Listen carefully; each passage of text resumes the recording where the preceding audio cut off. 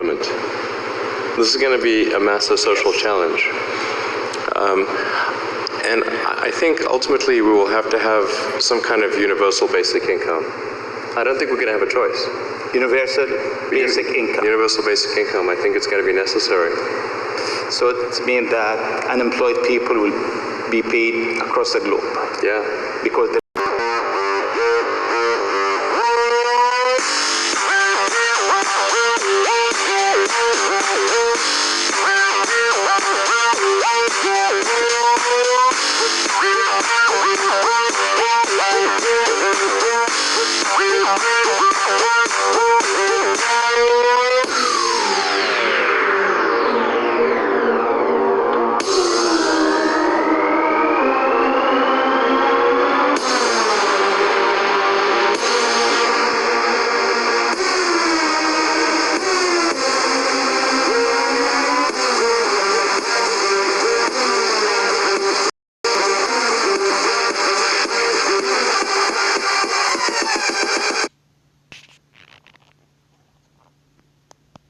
Welcome back to the channel, and I hope you all are having a great day.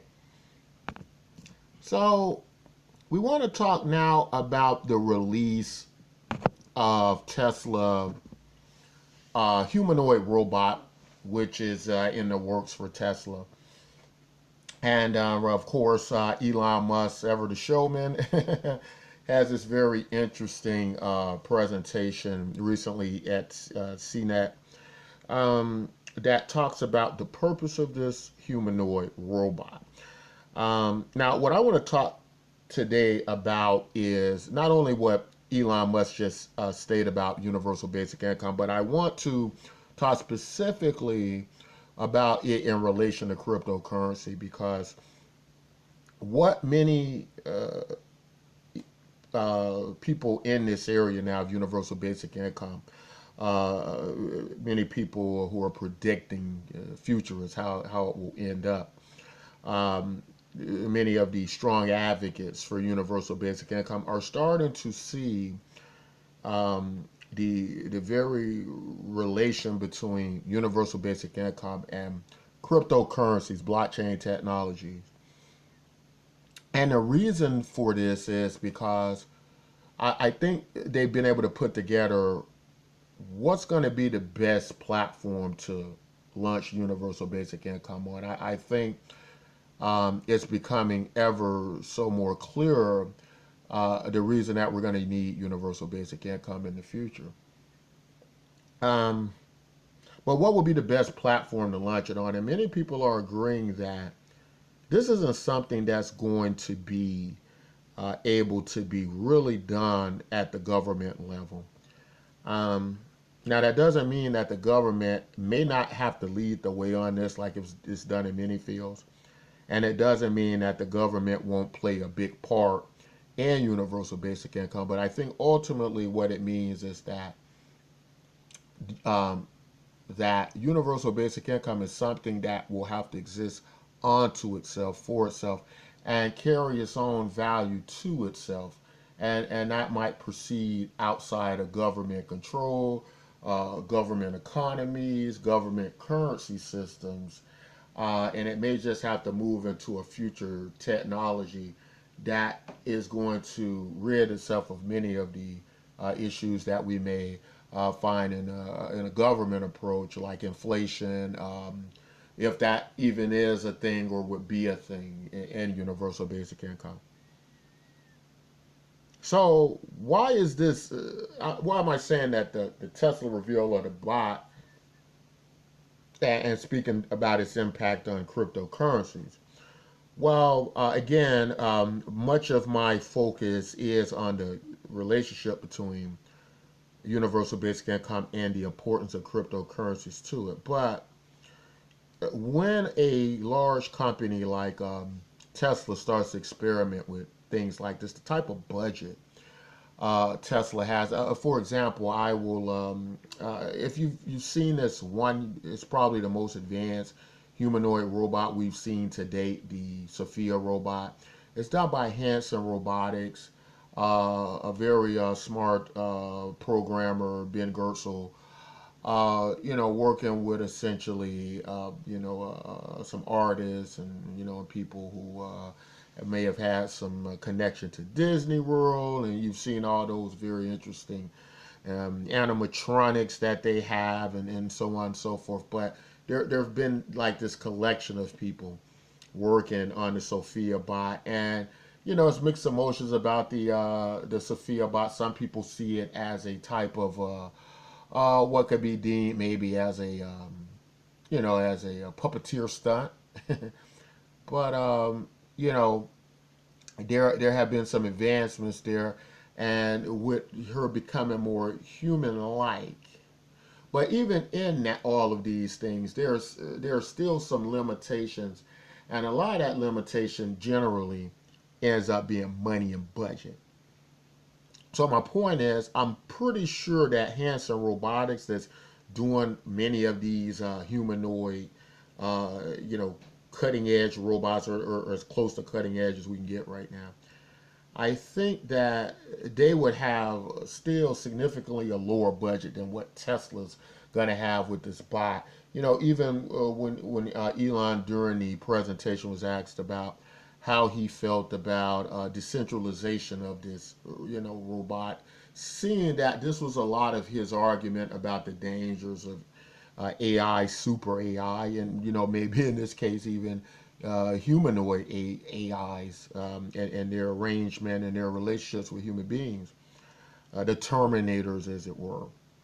Um, he had voiced that the decentralization of the AI would be the best move. However, when he was faced with the question of would he be willing to do that, from a profit perspective with Tesla and his legal fiduciary responsibilities to shareholders, that doesn't work because decentralization of AI, there's no money in that. There's no profit in that. It's for the good of mankind. And so that doesn't work for Tesla. So what's going to happen is Tesla's going to have a very big budget. They're going to have a specific budget to profit off of this. And in a weird sense, it's going to create a much more advanced robot. Now, ultimately, my mindset is you decentralize a network and everybody's talents and skills go into it. You create a better product. But, there still is this type of control over people's mind about only good things can be created if people are paid. People only want to invest their time into something if they are compensated. And so that was Elon Musk's argument. Now, the thing is, this bot will probably end up being more advanced than, um, the Sophia robot. Also, it was kind of interesting. Somebody in the audience asked a question about, um, will they become more humanoid, more companion-like? And Elon kind of jokingly led off the conversation, like these companion bots having a wife as a robot in the future. And, he kind of, moved on to say, people can get creative with the technology later down the road, or maybe they can scrap parts or whatever. But I personally kind of found it a serious question, and a question that I could see Elon taking more serious in future development with this bot, simply because there is going to be on this Mars expedition that may happen within the next 10 years. There's going to be this great obstacle to overcome of isolation out in deep space. We've never been this far out before. These are like year-long missions, is years and years to get a person back from Mars. You might be looking at least 3 to 5 years, for the average expedition to complete round trip in some instances. So what are they going to be doing out there? Now, I know they have the VR and augmented reality they're going to be using out in deep space, and that might work to a certain extent. Sorry about that, guys. I'll turn off notifications. I always forget to do that. But out in deep space, what would also be a great deal more useful? Humanoid robots, right? Robots that act like humans, putting several dozen of them on a space mission, and and letting them work on Mars, and also just psychologically, kind of reminds you of the movie I Am Legend, when every day he would have these mannequins sitting around a town he himself only occupied, and he'd have these mannequins sitting in, various locations, and he would communicate with them, and it would kind of preserve his sanity somewhat. And so we don't know the deep psychological effects of what's going to happen out on Mars. These Mars expeditions, perhaps they might need several doctors on board, but I think these robots looking at things that look humanoid around you, that could be a significant use case. But let's talk about, overall what this is going to mean in relation to cryptocurrency, universal basic income, automation, bots, and so on and so forth.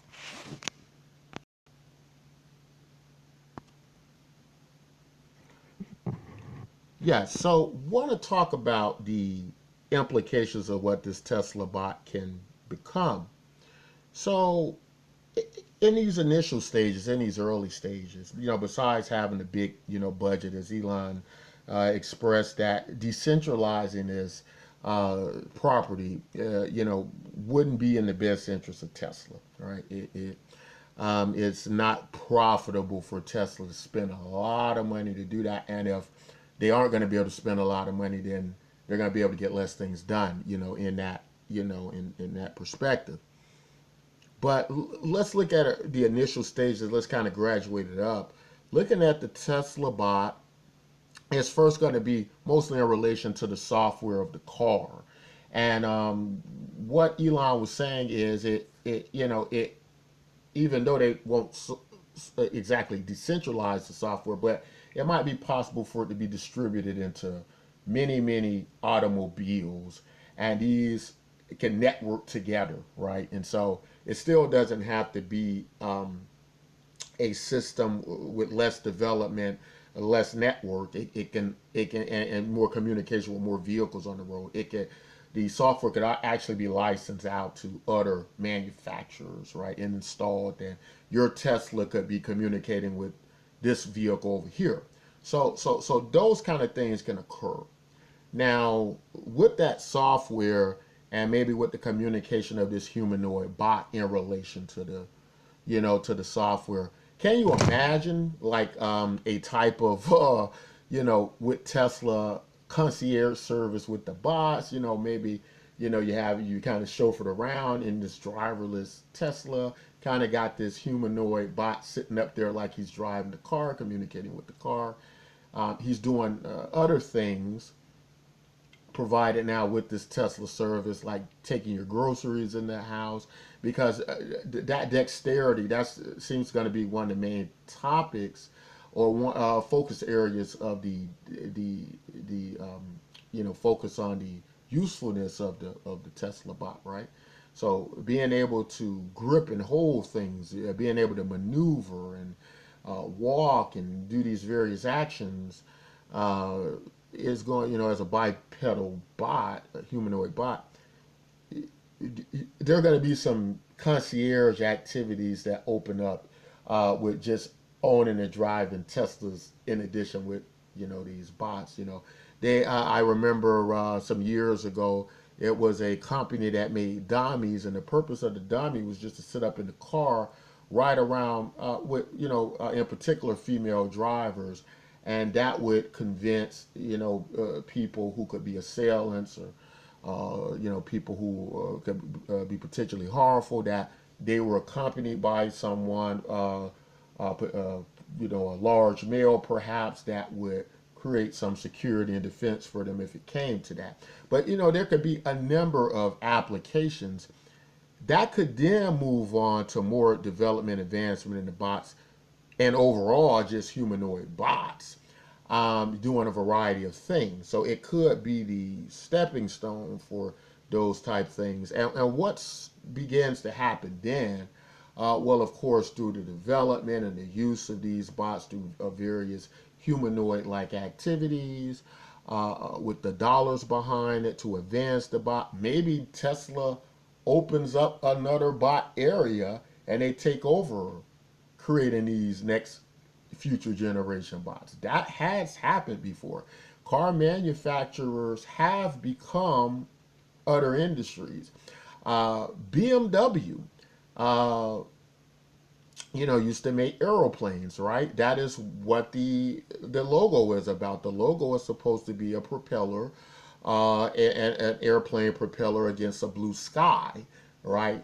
And so BMW was a airplane manufacturer, the automobile manufacturer, right?